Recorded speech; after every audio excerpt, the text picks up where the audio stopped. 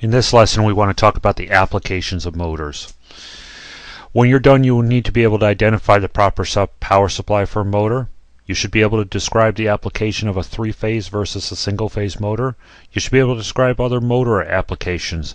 You should be able to explain how the noise level in the motor can be isolated from the conditioned space.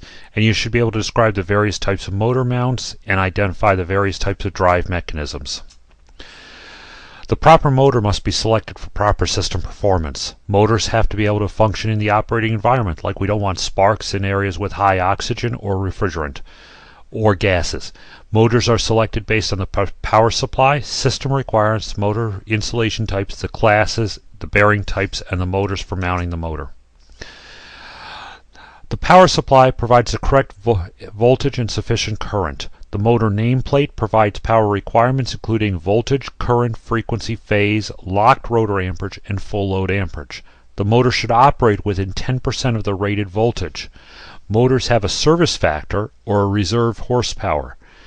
The frequency of the motor is the number of cycles per second, and power can be supplied as single or three-phase. If you take a look at the nameplate, on the nameplate you see voltage, frequency, phase, locked rotor amperage, full load amperage, service factor, insulation type and class, as well as direction of rotation, which might be from the shaft end or the lead end. 208 volt motor requires 10% of the rated voltage, which is 20.8 volts. The low end voltage range is 208 minus 20.8, which is 187.2. The high end of the voltage range is 208 plus 20.8 volts, which is 228.8 volts.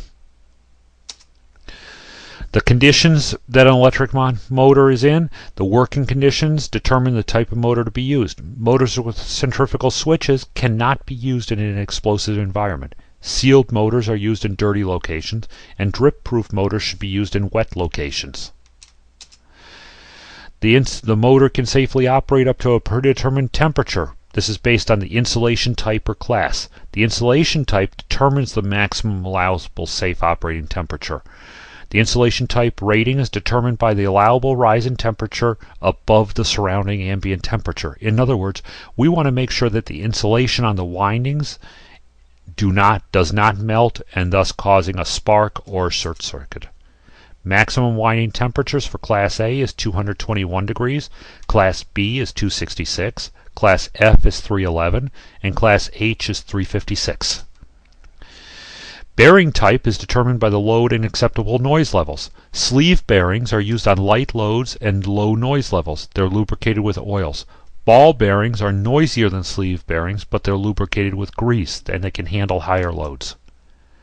The sleeve bearing has an oil port, and it fits directly around the motor shaft, which turns inside the sleeve. Mounting characteristics determine how a motor will be secured during operation. Rigid motor mounts are bolted to the frame or fan or pump. Resilient or rubber mounts reduce the motor noise, and cradle mounts, the motor sits in a cradle. Rigid base mounting is the base is mounted to the motor, and end mounts may be used on smaller motors. Belly band strap mounts straps around the motor and holds the motor in place.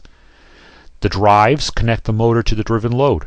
It transfers the motor power to the driven device. A direct drive, the motor shaft connects directly to the driven load. Driven load turns at the same speed as the motor. The belt drive uses belts and pulleys to connect the load to the motor, and the driven load can rotate at a different speed based on pulley and belt size than the motor. The proper motor must always be used for proper system performance. The power supply must provide proper motor, must be within 10% of the rated voltage.